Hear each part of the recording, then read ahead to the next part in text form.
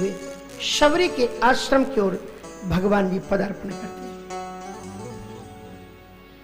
शबरी देखे राम गए आए, गुरु के बचन समझ जिए भाए। शबरी देख राम गए आए, गुरु के बचन समझ जिए भाए।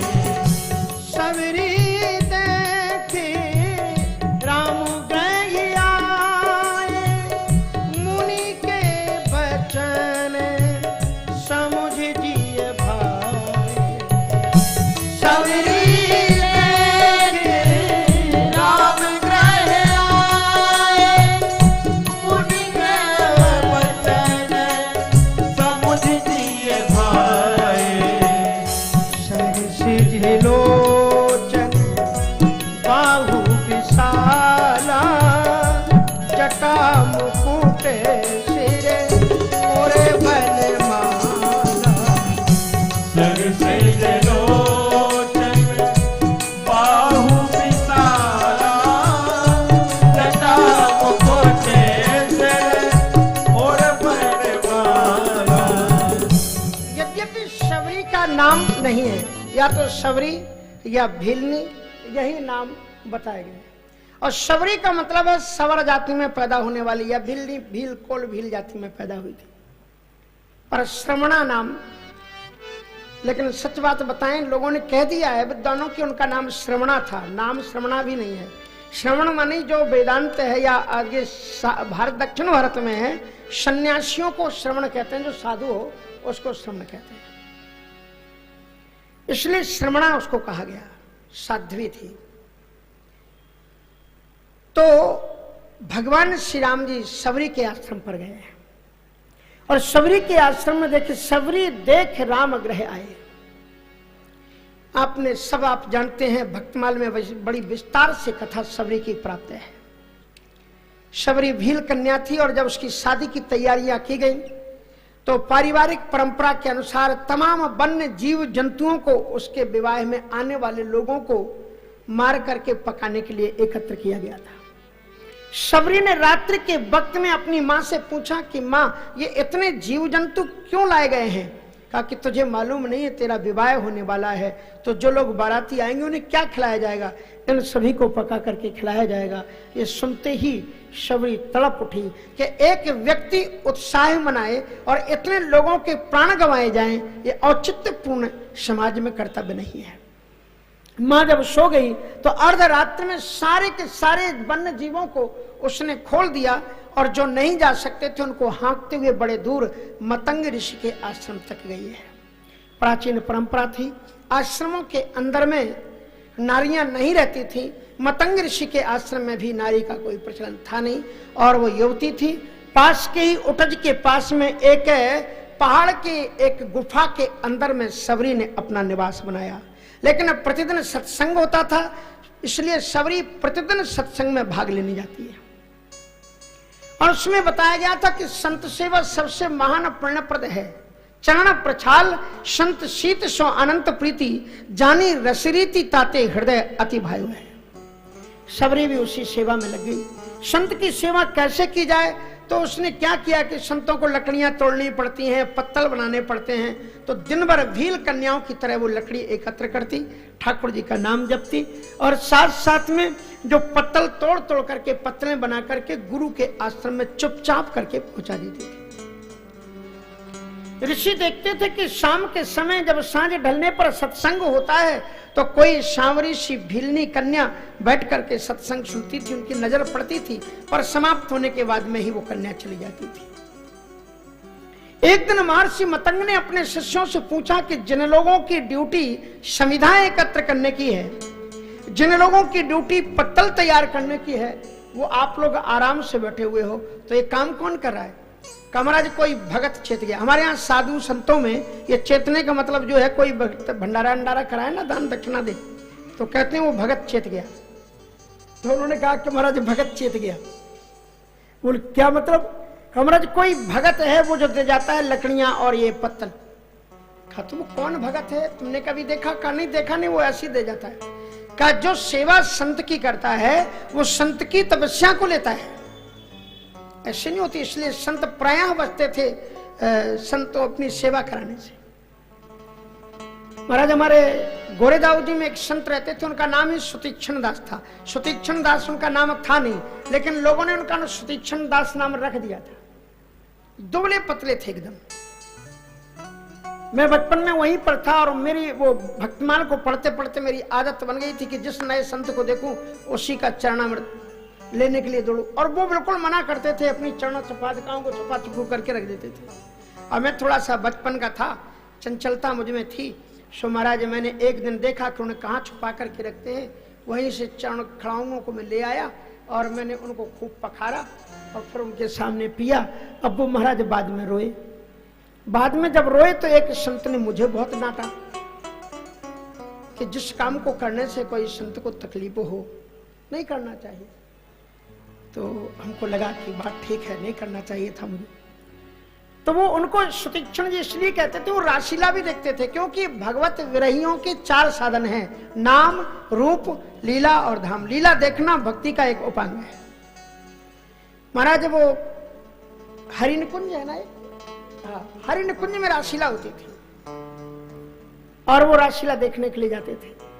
हमारे सामने की घटना है कि जो ही ठाकुर जी बनते हैं तो बाद में एक लीला करते हैं, माखन को दिखाते हैं, फिर खुद खा लेते हैं, फेंक देते हैं, वो लीला करते हैं, अच्छी लीला है।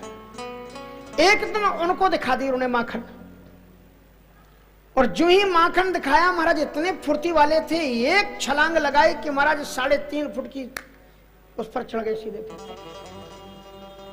और वो माखन आखन तो कुछ नहीं, ऐसे पकड़ा उनका पांव और वहीं पर बेहोश। तो महाराज उसके बाद में ऐसा 2-3 बार उनमें हुआ, वो ठाकुर जी को पकड़ के बेहोश हो जाते थे और सचमुच में बेहोश होते थे, बनावटी पर उनका कोई नहीं था। मैंने उनका दर्शन किया। उसके बाद में वो रासलीला देखने जाते थे, लेकिन पीछे बैठते थे खुद कि हमारे कारण किसी को विक्षेप ना हो पीछे से, ताकि दौड़ेंगे तो बीच में कोई पकड़ लेगा। तो महाराज मैंने ये देखा, तो शबरी सेवा करती है। तो कहा एक दिन पता तो लगाओ। तो कुछ लोगों ने रुक करके देखा और रुक करके पाया कि सबरी एक भील कन्या लकड़ियां रख करके, पत्तल रख करके जा रही है। पहले लकड़ियां रख गई, फिर पत्तल रख गई। उसके बाद में ही लोगों ने अपने दीप को जला दिया। कहा पकड़ा गया, पकड़ा गया। बोले कौन पकड़ा गया? कहा साधना की चोरी करने वाला पकड़ा गया। और गुरुजी के सामने प्रस्तुत कर दिया कि महाराज यही है साधिका जो हमारे लिए लकड़ियां और पत्तल ला करके रखती। अब रोती हुई शबरी गुरुदेव के सामने खड़ी थी। महर्षि मतंग जी ने कहा बेटी रोने की कोई बात नहीं है, तुम्हारा नाम क्या है? श्रमणा। कहा तुम सत्संग में बैठती हो? हाँ मैं रोज सत्संग सुनती हूँ। तो फिर रहती कहाँ हो? कहा यहाँ गुफा में। कहा गुफा में तो हिंसक जीव बहुत रहते हैं। फिर उनको बड़ी दया आई। कहा तुमको इस प्रकार से जंगल में रहने की जरूरत नहीं, आ जाओ। हम तुम्हें विधिवत उनको राम मंत्र की दीक्षा दी और अपने आश्रम में निवास दिया। और उनको निवास देने के कारण स्वरूप जितने भी आश्रम में और संत थे वो सब ऋषि पर उटपटांग बातें कह करके सब अपना अपना आसन उठा करके चले गए। कहे तो भील कन्या को रख लिया, स्त्री को रख लिया और कई बातें। और उसके बाद में और भी कई बातें भक्तमाल में है कि महंत, अब महंत ही कहिए, अब आज की भाषा महंत है, पहले महंत तो नहीं होते थे। अब वो गुरुजी चले गए तो वही महंत हो गई। जब शबरी के गुरुजी ठाकुर जी के धाम को जा रहे थे, वो चरणों में बैठी हुई रो रही थी। तो रोती हुई शबरी को देख करके उन्होंने कहा था कि चिंता मत करना, एक दिन ठाकुर जी यहां पर आएंगे, अपनी राहों पर नजर बिछा करके रखना और किसी के लिए असदवक्त मत बोलना, तो भगवान जरूर आपके पास आ जाएंगे। राहों पे नजर रखना, होठों पे दुआ रखना, राहों पे नजर रखना, होठों पे दुआ रखना, आ जाए प्रभु सायद, दरवाजा खुला ओ आ जाए प्रभु शायद दरवाजा खुला रखना।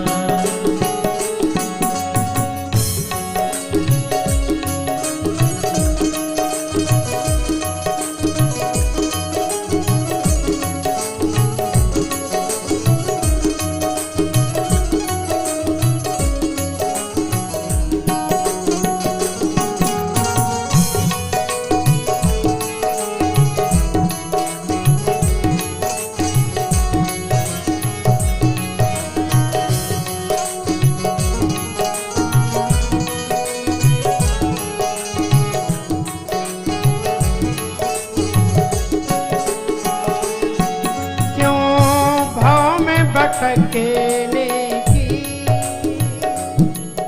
देते हो सजा भगवन। क्यों भाव में भटकने की देते हो सजा भगवन। क्यों भाव में भटकने की देते हो सजा भगवन। क्यों भाव में भटकने की देते हो सजा भगवन। स्वारे पल हर भी तेरे रहमो बिना रहना। ओ दुश्वार है पर भले भी तेरे रहमो बिना रहना। राहों पे नजर रखना, होठों पे दुआ रखना। राहों पे नजर रखना, होठों पे दुआ रखना। आ जाए प्रभु शायद दरवाजा खुला रखना। ओ आ जाए प्रभु शायद दरवाजा खुला रखना।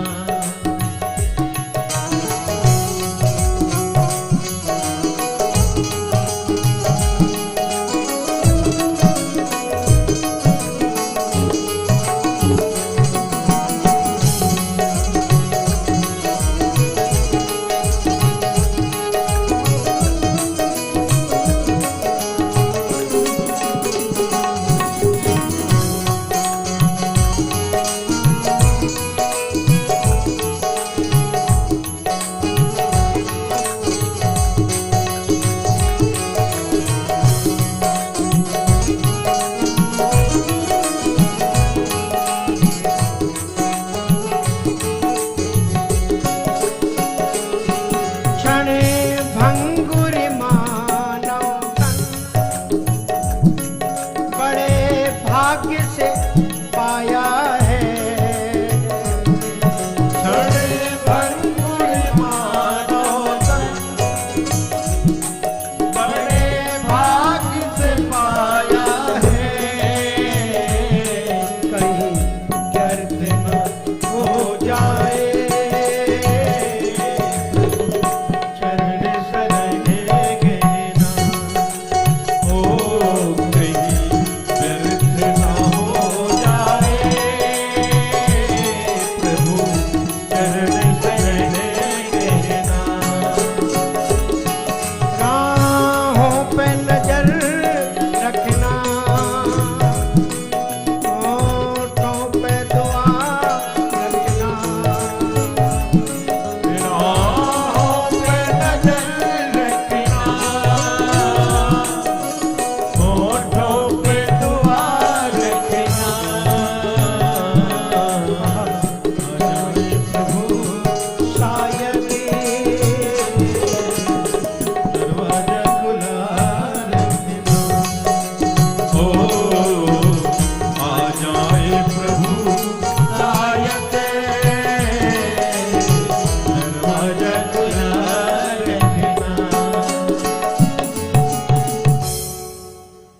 में रोती हुई तड़पती हुई शबरी को गुरुजी ने आश्वासन दिया है कि इसी आश्रम पर रखना, देखना एक दिन ठाकुर जी तुम्हारे पास खुद चल करके आएंगे। आज ठाकुर जी जब आए तो महात्माओं में चर्चा का विषय था कि परमात्मा खुद धरती पर अवतार लेकर के आया और महात्मा बनकर के आया है। सभी महात्माओं के मन में उतावलापन था कि चलो अपने उपास्य आए हैं उनका दर्शन कराएं। तो जिन महात्माओं के आश्रम में रहने वाले साधक थे उन्होंने कहा कि महाराज जी वो ठाकुर जी आ रहे हैं, जाके दर्शन कराएं। कहा कहाँ? कहा जहां आ रहे हैं उधर। कहा कहीं जाने की जरूरत नहीं। अरे वो भरद्वाज जी के यहाँ खुद गए थे कि नहीं? बोले हाँ गए थे। महर्षि अगस्त्य जी के यहाँ खुद गए थे कि नहीं गए थे? बोले हाँ गए थे। तो बोले वाल्मीकि जी के यहाँ पर वो खुद गए कि नहीं गए? बोले हाँ गए थे। बोले तो हम भी कोई कम थोड़ी है, हमने भी कोई खूब धूनी तपी है, हमने को भी कोई तपस्या की है। देखना तुम आराम से बैठो, यहीं पर आएंगे ठाकुर जी। अब वहां से पता लगा कि ठाकुर जी चल चुके हैं, लेकिन यहाँ ठाकुर जी अभी आए नहीं है। तो एक दूसरे से समाचार संपादन हुआ कि भाई क्या हुआ, चले थे और वो अभी तक आए नहीं। बोले आए क्या? वो तो आ चुके हैं। आ चुके हैं? कहाँ आ चुके हैं? कहा शबरी के यहाँ पर। शबरी के यहाँ पर महात्मा को बड़ा गुस्सा आया। कहा बताओ, हम लोगों की लुटिया डुबो दी, हमने इतना बड़ा जप तप साधन अनुष्ठान किए, फलाहार तपाहार क्या क्या किया, और हम अपनी कुटियों में बैठे और ये उसके पास में शबरी के पास अचूतनी के पास में चले गए। सब महात्मा गुस्सा में भर करके वहीं आ गए, तो वहीं पर खरी कोटी सुनाएंगे। इधर महाराज भगवान श्री राम जी शबरी की कुटिया में पहुंचे, क्योंकि शबरी रोज पुष्प उस मार्ग में बिछाती है जहां से गुरुजी संकेत करके गए हैं कि इस रास्ते से ठाकुर जी आएंगे। कुछ दिन धीरे धीरे करते करते उसका बुढ़ापा आगा। रामा रामा रटते रटते बीती रे उमरिया, रघुकुल नंदन कब आवेंगे शबरी की डगरिया। अब वो सोती रहती है। कुछ दिन बाद तो ऋषि कुमारों ने उसका परिहास उड़ाना शुरू कर दिया। अरे शबरी, तेरा राम मुझे ही मान लेना, कितने सुंदर मीठे फल मुझे ही खिला दी, काहे को चक्कर में पड़ी, कोई नहीं आने जाने वाला। शबरी रो करके कहती, मेरी आस्था का मजाक मत उड़ाओ, ठाकुर जी आएंगे एक दिन।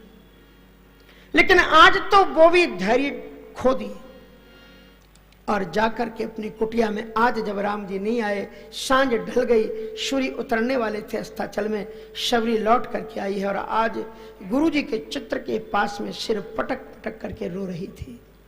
कहा गुरुजी ने, आपने ये सोचा होगा कि आपके वियोग में ये श्रमणा कहीं मर न जाए, इसलिए आपने झूठा आश्वासन प्रभु के दर्शन का दे दिया।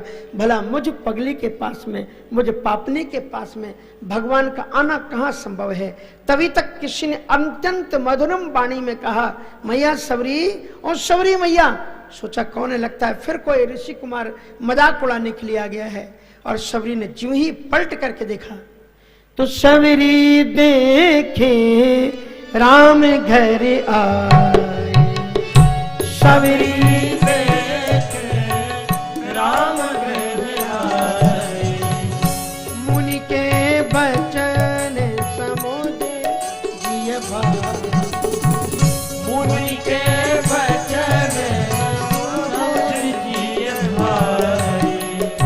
श्याम गौरे सुंदर दो भाई। श्याम गौर सुंदर दो भाई। शबरी परी चरण लपटाए। शबरी परी चरण लपटाई। शबरी चरणों में लिपट करके गिर पड़ी और थोड़ी देर बाद वो भागी। भगवान ने कहा, भागती कहाँ हो? कहा मुझे छूना मत, क्योंकि अधम ते अधम अधम अति नारी। अधम ते अधम अधम अति नारी। तेने माहू में मति मंद अधार। तेने माहू में मति मंद अधारी। मेरे प्रभु, मैं अधमों से अधम नारी जाति में पैदा हुई। अधम ते अधम और अधम अति नारी। अधम क्षितिजल पावक गगन शरीरा पंच रचित, यदि अधम तो पहले ही अधम है। और अधम ते अधम, और उसमें भी मैं अधम जाति में पैदा हुई हूं, और उसमें भी अधम, अधम ते अधम अधम, 3 बार उसने कहा अधम ते अधम अधम अति नारी, और तिनमहु मैं मतिमंद अघारी। ये शब्द सबरी के हैं, लेकिन राम जी क्या कहते हैं कि कह रघुपति सुन भामिनी बाता, ठहरो तुम भाग कहाँ रही हो।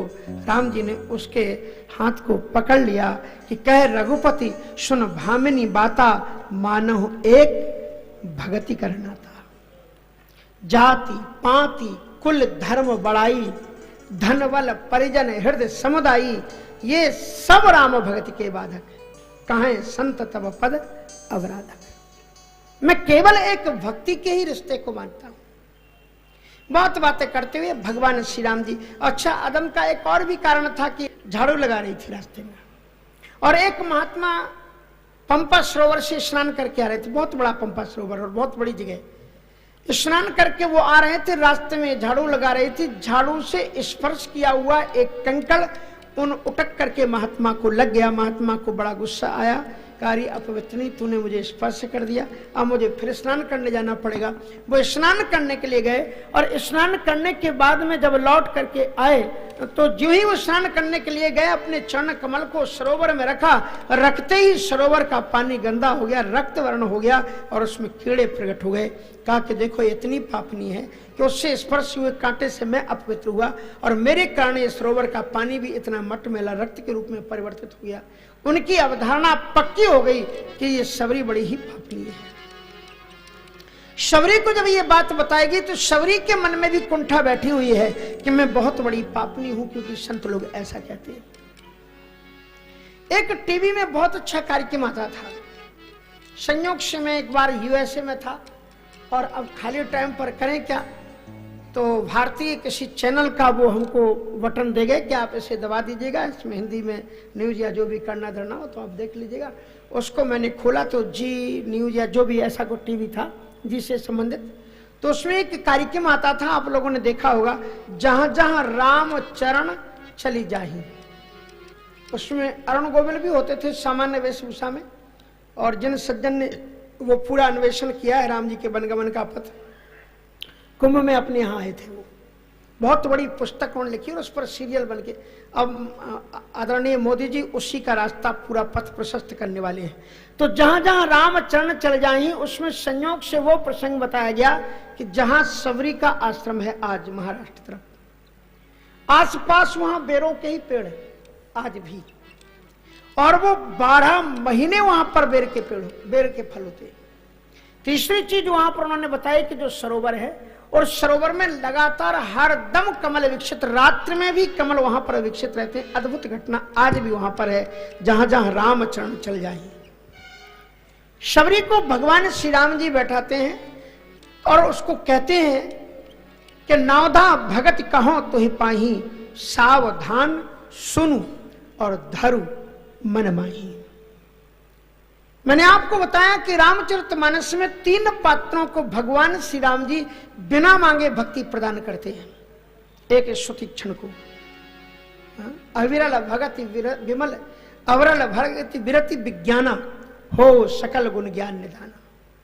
पंत कहत न जब भगति अनूपा, और मुनि आश्रम पहुंचे स्वरूप। बिना मांगे भक्ति सुतीक्षण को दी है, और बिना मांगे भक्ति और एक पात्र को दी है। किसको? कि बहुत कीन प्रभु लखन सिय, और नहीं कछु के बटले, तो विदा कीन करुणा यतन, भगति विमल बर दे। केवट को ने दिया। और यहां सबरी को कहते हैं कि सावधान सुन। कितने प्रेम से कहते हैं कि नवधा भगति कहो तो ही पाही, और सावधान सुनु धरु मन माही। सावधान होकर के सुनना और हृदय में धर लेना, नवधा भक्ति। श्रीमद् भागवत में भी नवधा भक्ति है, जो प्रहलाद जी हिरण्यकश्यप को सुनाते हैं। श्रवणम कीर्तनम विष्णु स्मरणम पाद सेवनम अर्चनम वंदनम दासम सख्यम आत्मनिवेदनम इति पुंसार पिता विष्णु भक्तश्चैन्नव लक्षणा क्रियते भगवत्या तनवन्य धीत मुत्तमम। ये नवधा भक्ति श्रीमद् भागवत। इस नवधा भक्ति का भी रामचरितमानस में संकेत है जहां वाल्मीकि जी 14 निवास स्थान बताते हैं, श्रवणादिक नव भक्ति दृढ़ाई मम लीला रति जिन मनमाई। तो श्रवणादिक वो भी नवधा भक्ति को, लेकिन शबरी को जो नवधा भक्ति बताई गई और प्रहलाद जी ने जो श्रीमद् भागवत में नवधा भक्ति कही, उन दोनों में थोड़ा सा फर्क है। ये जो रामचरितमानस की भक्ति है और श्रीमद् भागवत की जो नवधा भक्ति है वो निवृत्ति मूलक है। जब किसी ने घर का परित्याग कर दिया हो, संन्यास ले लिया हो, तो उसे नवधा भक्ति की किस अवधारणा को अपने जीवन में लाना चाहिए, क्योंकि प्रहलाद जी ने उससे पहले हिरण्याकश्यप को क्या बताया है। उन्होंने कहा तत् साधु मन्नेश्वर वर्य देहि नाम सदा समुद्र विघ्न धिया मसद विहात हित्वात्म पातम ग्रह मंद कूपम बनम गतो यद्धरि माश्रयतो। घर का परित्याग करके जंगल में जाकर के, तो जिसने घर का परित्याग कर दिया हो, संन्यास ले लिया हो, व्रती हो गया हो, विरक्त हो गया हो, उसके लिए वो भक्ति है श्रवणम कीर्तनम विष्णु, निरंतर लगातार उसमें लगा रहे। लेकिन जो संसार घर गृहस्थी में रहता हो, उसके लिए रामचरितमानस में जो शबरी को भक्ति बताई गई है वो प्रवृत्ति मूलक भक्ति है, कि संसार में प्रवृत्त होते हुए भी आप कैसे नवधा भक्ति का अपने जीवन में अनुसरण कर सकते हैं। तो सबसे पहले एक बात आती है कि वहां जो पहली नवधा भक्ति शुरू करते हैं, तो उसमें सबसे पहली नवधा भक्ति में है कि श्रवणम, कथा श्रवण करें। और यहां इसको दूसरे नंबर पर रख दिया गया है, प्रथम भगत संतन कर संगा, दूसर रतिमम कथा प्रसंगा। क्योंकि जहां से ये बात आती है कि ये भक्ति महत्वपूर्ण चीज है, वहां पर कपिल देव जी महाराज देवहूति जी को बताते हैं, नयुज्य मानया भक्त्या भगवत तिखलात्मनि सदृशोस्ति शिवा पंथा योगी नाम ब्रह्म सिद्धाय। लेकिन माता देवहूति जी ने पूछा है कि लेकिन वो भक्ति का संस्कार भी तो उदित हो, कहां से आएगा। तो कहते शताम प्रसंगान मम वीरी संबदो भवंती हृत कर्ण रसायना कथा। तो गोस्वामी तुलसीदास जी महाराज कहते हैं कि जब बाद में ये प्रेरणा देनी ही है कि सत्संग के पास में जाओ, तो क्यों ना हम इसको पहले नंबर पर यहां पर ले लेते हैं। इसलिए उन्होंने कहा कि प्रथम भगति संतन कर संगा। पहली भक्ति है सत्संग, क्योंकि सत्संग में जब जाओगे तो सत्संग का पूरा महत्व आप देखना बालकांड में गाया गया है। कहते हैं बिनु सत्संग विवेक न होई, राम कृपा बिन सुलभ न सोई। संत विशुद्ध मिले पर ते ही, विशुद्ध संत की प्राप्ति भी उसी को होती है जिस पर भगवत कृपा होती है।